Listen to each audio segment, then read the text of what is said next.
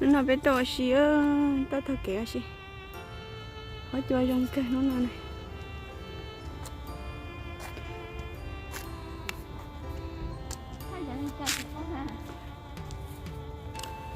sẽ lại tao mua xí bao số nó nên chống cơn cầu và bé hòn đây bé trong góc cơ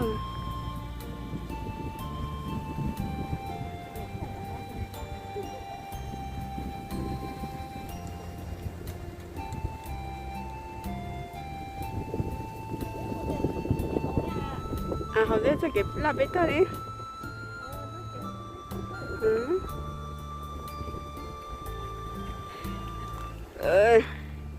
như đóng bà xa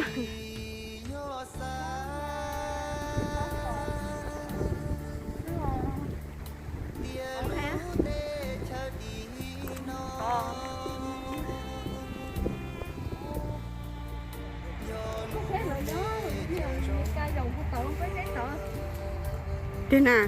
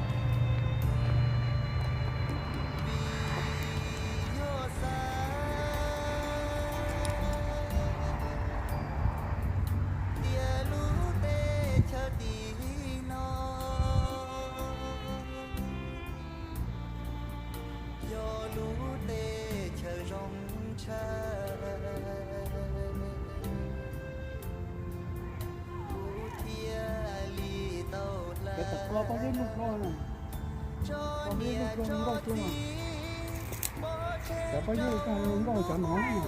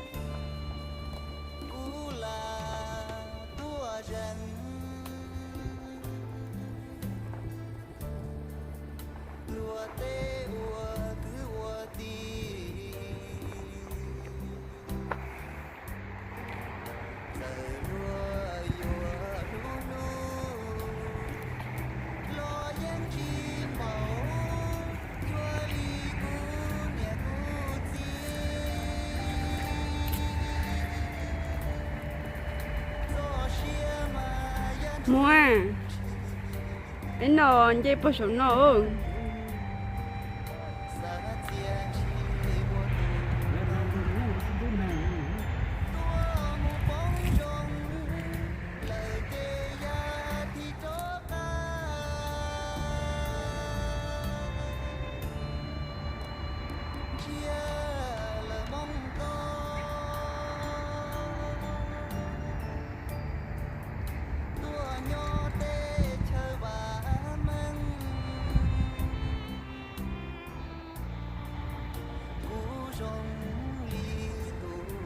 nó này bé tôm một tàu kéo xí nên nhớ ở chị món lẩu ta này chị nó phải tôm một tàu kéo xí nó có chơi trong cái cầu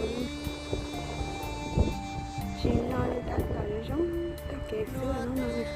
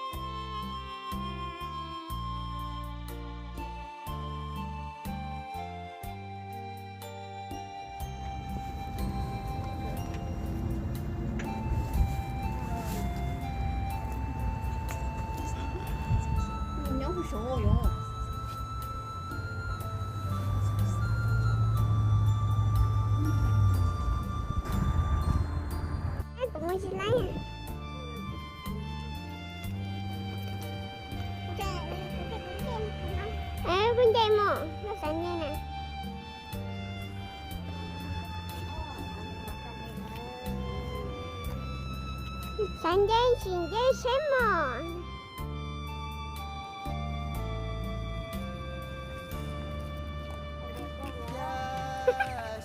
金菜了呢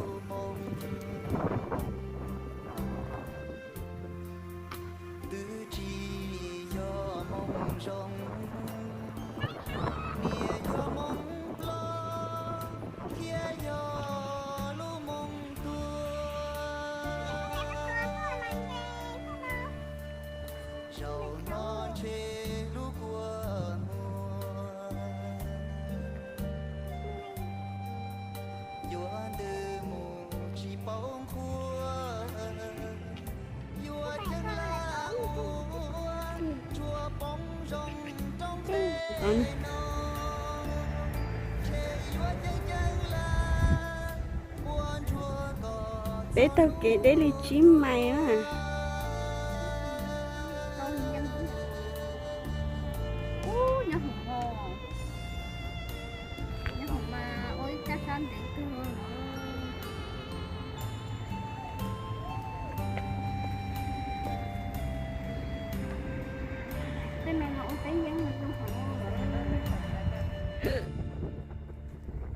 Cho tôm lạnh ra xưa.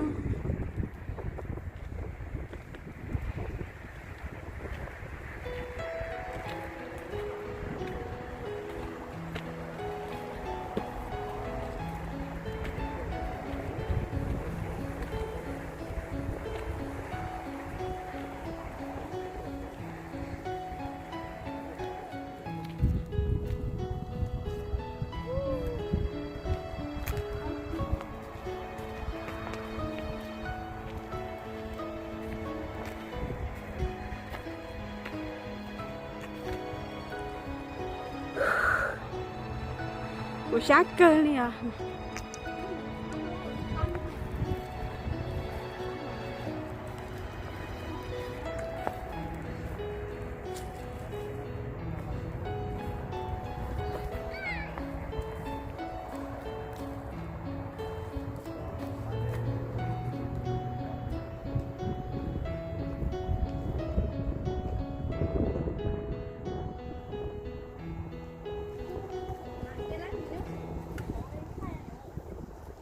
Có con dây mú.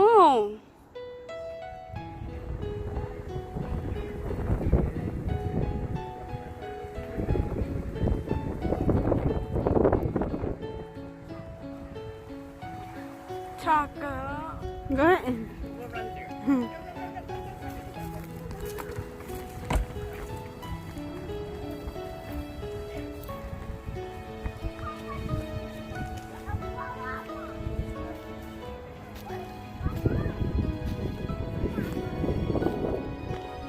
Thế nào? Con trai chùa. Là con trai chùa. Có gì sao mà nhanh vậy?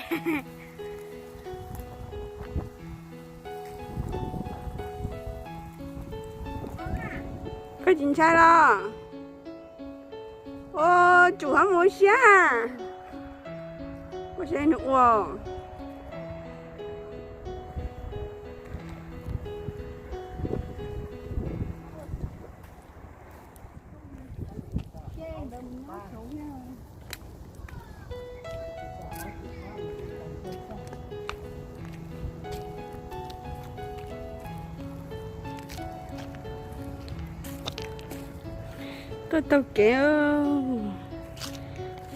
Tao kể chỉ mày kể tao này tao sát cơ theo đó.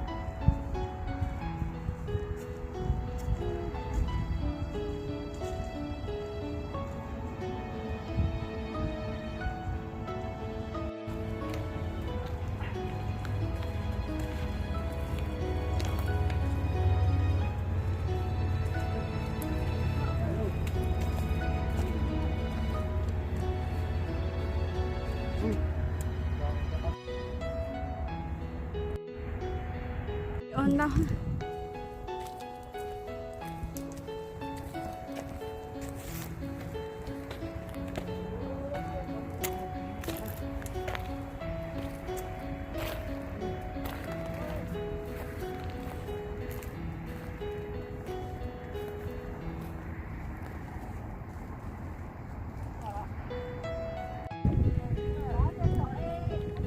tao đã biết tao là như vậy nè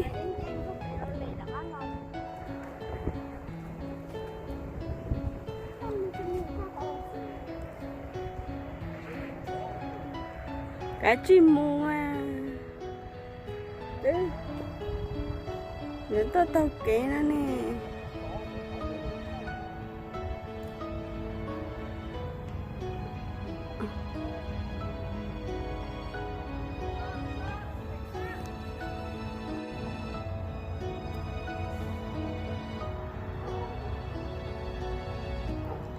dòng gấu cơ thấy chơi nào thấy bao giờ nào là dòng gấu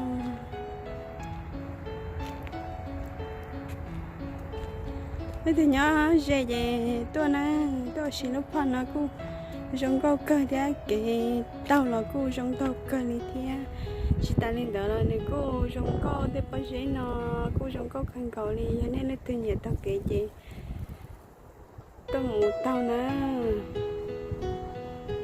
là cô giống câu ca này là kia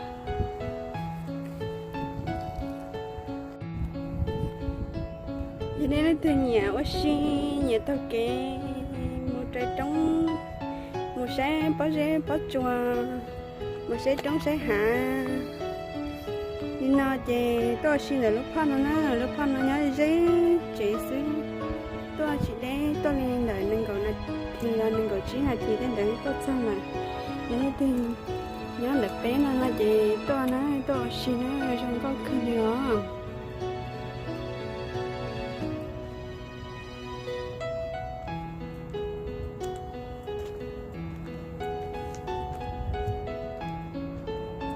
nên cô tao kể trong cái còn đi thế tao kể chỉ để trong còn đi lại để cho chính mày xứ nữa nè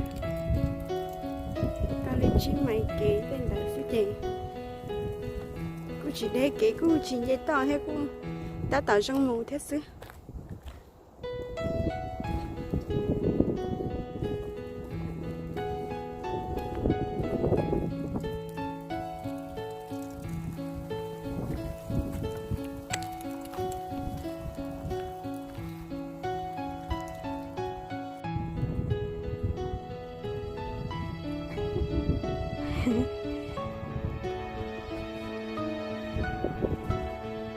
vấn đề sao